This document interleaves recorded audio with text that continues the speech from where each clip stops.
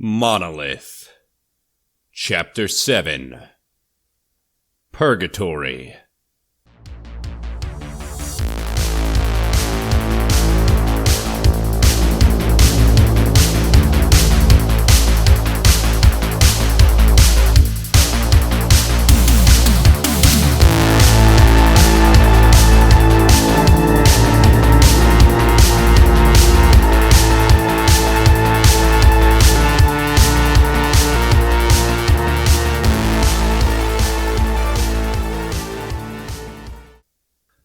Silence was eternal. Silence would swallow them whole. Paranoia nibbled at the edges of their minds like rats as they moved. The sound of 6 different boots clanging against the cold, hard steel surface of the ship. The mechanic now held in his hands a shotgun, equipped for breaching rooms. The other 2 carried with them their standard-issue rifles. The ship made no noise save for her occasional bewailing as her frame readjusted. Perhaps if the general populace who had at one point vacationed on the vessel could have heard the occasional groan of the ship's hull readjusting, they might have reconsidered their stay. Perhaps had they known their fate, they might have followed a similar course of action. It stretched on and on. Horrible silence. The mechanic could have sworn he heard one of his favorite songs from back on Earth playing somewhere aboard the ship, but when he'd focus his attention and strain his ear, he would hear nothing but silence in return. Sometimes their lights picked up things better left in the darkness. Thinking one was seeing a face begin to form in the inky black just beyond the reach of the flashlight, a man would turn his head to see studs on the wall aligned to look like a crudely drawn face. At one point, the mechanic's boots stepped in something wet that made a splash, and the mechanic simply refused to look down. It was horrible enough not knowing, but the risk to the psyche of it being blood instead of some kind of fluid from the ship was far too great. It was a much lighter burden to bear the weight of the unknown. A gunshot rang out. The hallway lit up. The guard with no name screamed as if he were being murdered. Everyone turned first to him, then to the direction of the gunfire. The mechanic's eyes lit upon a vaguely humanoid shape, and before those who are more trained than him could react, he had his gun up and had fired thrice. The body fell over dejectedly. No twitching, no sudden movements. It was stiff as a rock. They crept over to it, ready for anything to spring at them and attack suddenly. But the attack never came. White flashlight beams reflected off the shiny metal inner workings and color-coded wires. Fake skin clung to the metal jaw, hanging on by a few singed scraps. The head, at one point, had been the perfect replica of a human. Technology so far advanced, the uncanny valley was a thing of the past, now reduced to a bunch of junk scrap. It wore the same uniform all the service androids did. Goldwaith began to chuckle. It's just an android. False alarm. Must have lost power with everything else. The mechanic strained his eyes. There was something wrong, something horrendously off. He searched, digging deep into the mess of wires and piping. A flicker of movement. A trick of the eye, perhaps. He fired another 2 shots into it, one decimating what was left of the head, the other into its chest. Everyone around him jumped. Tango leader grabbed the mechanic by his shoulder. What the fuck was that? Are you insane? You need to be... The mechanic raised a single finger to where his lips would have been if they weren't obscured by his helmet. Trust. Pretty fucking hard to do that when you're so goddamn trigger happy all the time. Goldwaith? The mechanic asked. Goldwaith looked from behind his helmet, studying the mechanic. The country boy hadn't seen a lot past spaceships in his small hometown, but he'd seen enough to know there was something more going on. Something under the surface that his mind couldn't comprehend. Something in the mechanic's tone of voice that informed the simple farmer that he was the trustworthy sort. "Let him be," Goldthwait said, shrugging. Thing was fucking creepy anyway. "I'm watching you," growled Tango team lead, turning. The mechanic simply shook his head and continued. They would march in abject darkness for another half hour. After the first 10 minutes, Tango leader began thinking about how he wished someone would shoot again, just so that something might happen. They were a few halls from their final destination when things began getting strange once more, but not in the way Tango lead had hoped. The other member of Tango squad, the nameless guard, was the first to notice. His boot sunk ankle deep into the ground. He looked down and let forth a scream. Everyone turned, looking at the source of the scream as the guard fell over, and began scrambling away from whatever it was on the floor. A single red tendril was flopped onto the floor, like a limp phallus. It was a dark crimson, so that it seemed to soak up light like a sponge. It recoiled from the flashlight beams, but not from any sort of intelligence so much as pure instinct. Their fingers stayed firm on their triggers as they tried to figure out just what it was they were looking at. "What the fuck? What the fuck?" muttered the civilian over and over. It was not a question, but rather a statement. An angry prayer against the powers that be, voiced in the only 3 words that could come to mind and be produced by his tongue. The thing had no source, no beginning, no apparent end. It just was, and then was not. It had no eyes, and yet they could tell it was watching them. They would have fired on it in a heartbeat, but somehow all of them knew it wouldn't do any good. The mechanic was the first to turn his head back down the hall, and he felt his heart leap into his throat. Slowly, a single, alerting finger was raised into the air, directing everyone else's attention down the hall. It was filled with the things, not unlike vines, but more watchful and less able to be categorized. They sprawled down the hall, clinging to the walls, floor, and ceiling, hanging like tendrils. The worst thing was that they were all watching them. Not in a hostile manner, but merely in such a way where a man could tell he was being observed.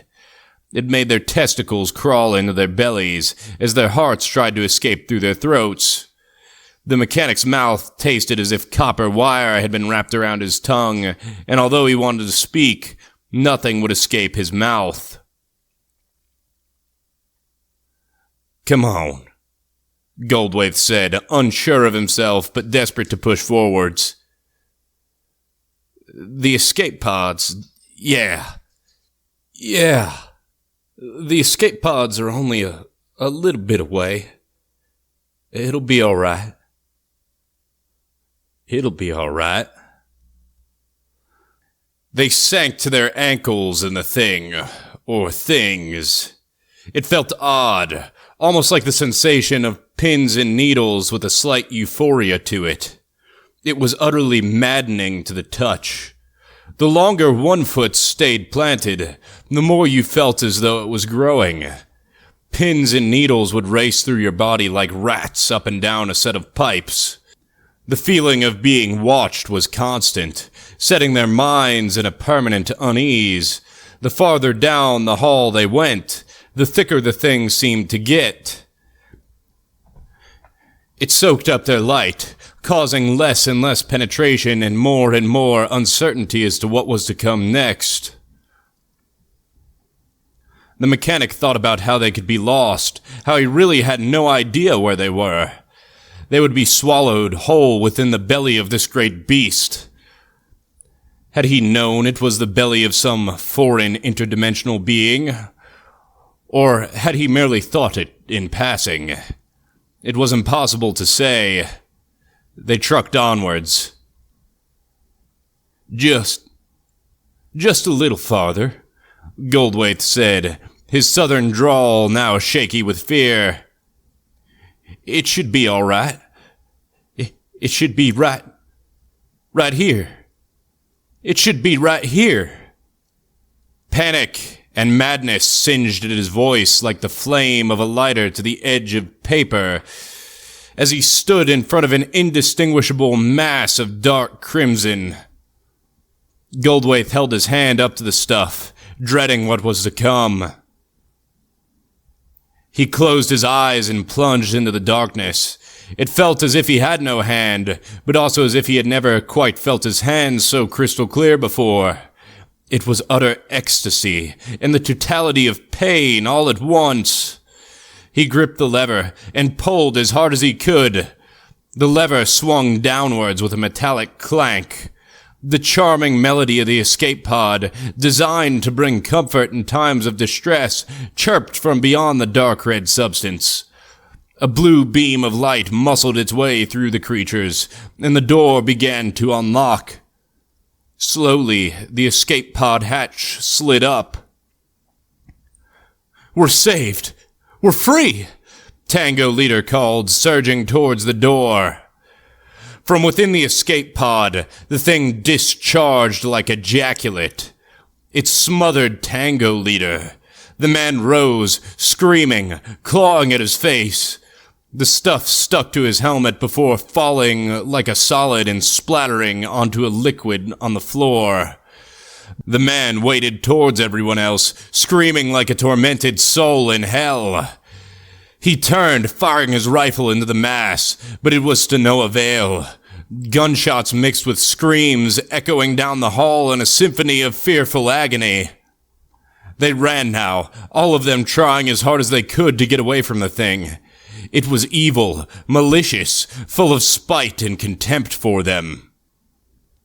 They didn't know how they knew its intentions, but they did. A fraction of its being was made clear to them in that instant. It had known they needed the escape pod for survival, known it would bring hope.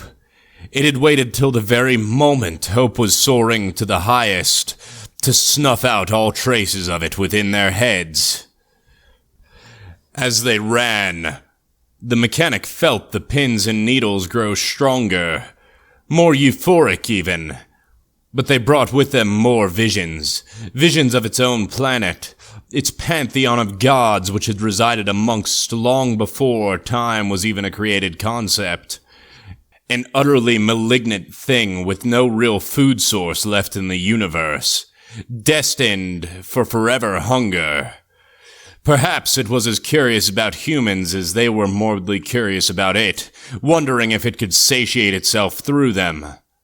Not on their bodies, of course, for the thing was not even physical. It wanted something entirely beyond their understanding of a soul, or theory on what a soul could be. Goldthwait was the first out of it, his boot finally clanging against metal. He stumbled only a few more steps to ensure he was free, before collapsing in a heap against the wall. The other guard was next, diving out of the muck and sliding, resting where he fell. The mechanic was third, tripping over the guard's limp form but coming back up and readying his weapon. The civilian came forth, scrambling past the mechanic and using him for cover like a human shield. Then came Tango Captain. The man was jogging in a certain way, but awkwardly. It was as if his entire being was too tired to continue. He sludged forwards, calling out something, but his voice was garbled. The mechanic's eyes widened beneath his helmet, realizing the man's voice wasn't garbled at all, but that he was speaking some old language, a form of communication that existed before what we know as language today. The human vocal cords could not possibly hope to replicate what he was trying to say, or even the concepts he was trying to express. "Stay back!" the mechanic screamed. Tango Leader had stumbled only a little bit onto the iron, where his feet were no longer inside the creature. He ripped his helmet off. I'm fine, called Tango Leader. He retched violently. the crimson substance leaking from every hole, forcing its way out his mouth, his nose breaking from behind his eye sockets. His body fell limp as every bone within him was converted, consumed, not destroyed, but repurposed, recreated. His face distorted, growing odd lumps like tumors. The mechanic's shotgun flashed twice. Any semblance of humanity left on the once handsome guard captain's face was shredded beyond repair. Chunks of skin were blown into the hallway, devoid of blood and with no bone to be attached to any longer. Bullets didn't seem to interest the creature, or perturb it in the slightest. They merely carried their trajectory down the dark hallway into the abyss. The thing flopped onto the floor with a splat, all semblance of Tango Captain erased. As the crew stared at the stuff, they began to question what it had been. Their very memory of the captain began to fade. The mechanic realized this and tried to latch on to the memory of the once bold man, clinging to it. But within moments, just like his physical body, his memory faded as well.